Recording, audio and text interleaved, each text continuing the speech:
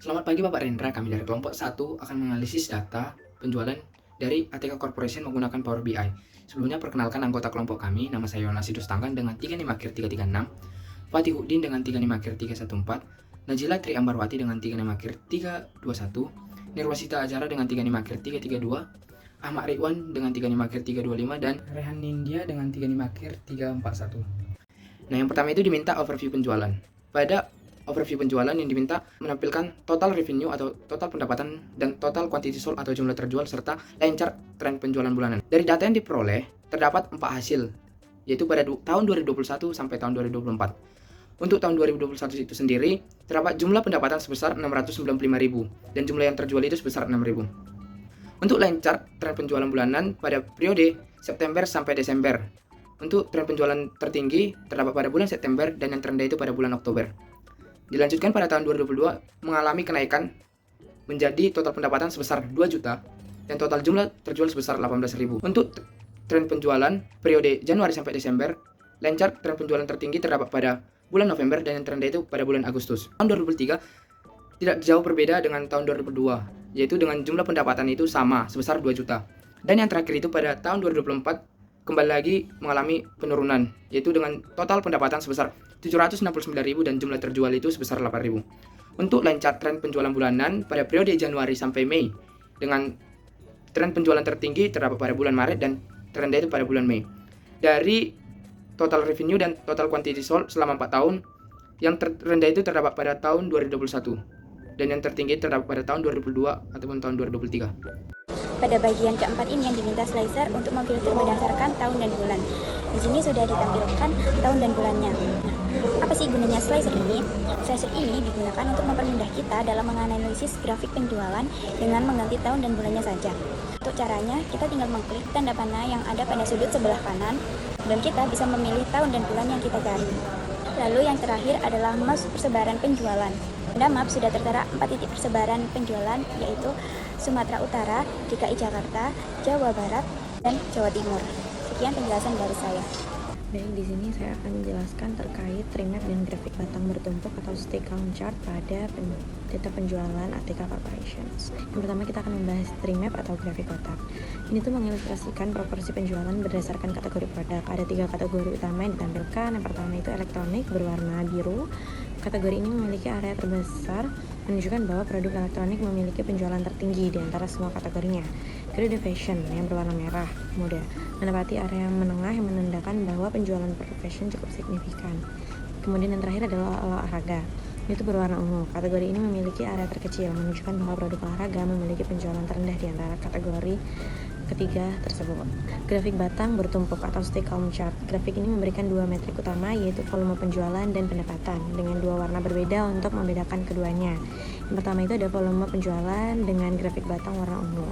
Nah, di sini tuh terdiri dari elektronik sekitar 12.500 unit, kemudian fashion sekitar 12.000 unit, kemudian keuangan sekitar 11.500 unit. Setelah itu ada olahraga sekitar 11.400 unit, dan kita akan membahas tentang pendapatan yang pada grafik batang berwarna coklat. Nah, ini tuh juga terdiri dari elektronik yang sekitar 1.625 juta, fashion sekitar 1.600, kemudian keuangan itu sekitar 1.575, dan olahraga sekitar 1.525. Untuk analisis ini, elektronik secara konsisten menjadi pemimpin pasar baik dalam volume penjualan maupun pendapatan. Performa yang merata di semua kategori menunjukkan adanya diverifikasi produk yang baik.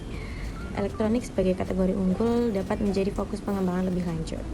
Baik, di sini saya akan melanjutkan mengenai analisis pelanggan. Yang mana dari data Power BI yang ada ditampilkan ini, bahwa yang pertama itu ada data untuk scatter plot, yang mana hubungan rating produk dan jumlah terjual.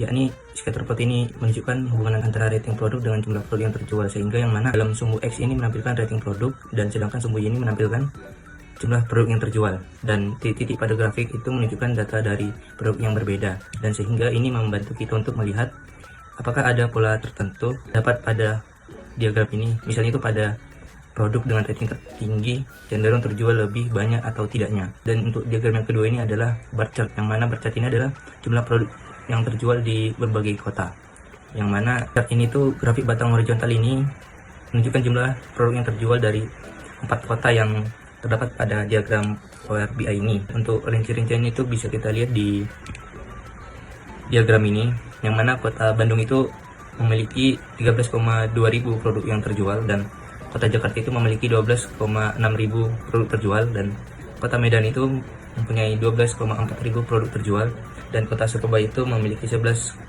ribu produk terjual. Dan untuk yang terakhir itu ada diagram bar chart, yang mana diagram bar chart ini itu rating produk berdasarkan sumber trafiknya. Dan di sini kita lihat di diagram ini bahwa grafik batang horizontal ini menunjukkan jumlah rating produk berdasarkan sumber trafiknya. Untuk rinciannya di grafik bar chart ini, yaitu Facebook itu memiliki 1,7 ribu rating, Google itu mempunyai 1,01 ribu rating, dan Instagram ini memiliki 0,96 ribu rating. Ini bisa menjadi perbandingan antara bar chart dari ketiga platform media sosial tersebut. Ini bisa dilanjutkan oleh rekan saya. Analisis tren penjualan. Yang pertama, penjualan bulanan mengalami naik turun dipengaruhi oleh harga dan diskon. Yang kedua, produk fashion dan elektronik menjadi penyumbang utama penjualan. Yang ketiga, penjualan meningkatkan pada bulan dengan diskon besar atau promosi musiman. Lalu di sini saya akan menjelaskan rekomendasi untuk meningkatkan performa penjualan. Yang pertama ada promosi dan diskon. Lalu yang kedua ada fokus pada produk unggulan seperti fashion dan elektronik. Lalu yang ketiga penyesuaian harga seperti memberikan diskon atau bundling.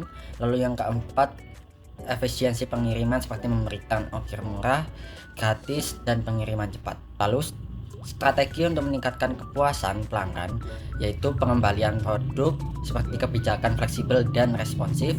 Lalu yang kedua proses pengiriman, estimasi yang akurat dan pelacakan yang mudah. Lalu yang ketiga personalisasi seperti merekomendasikan produk dan komunikasi yang disesuaikan.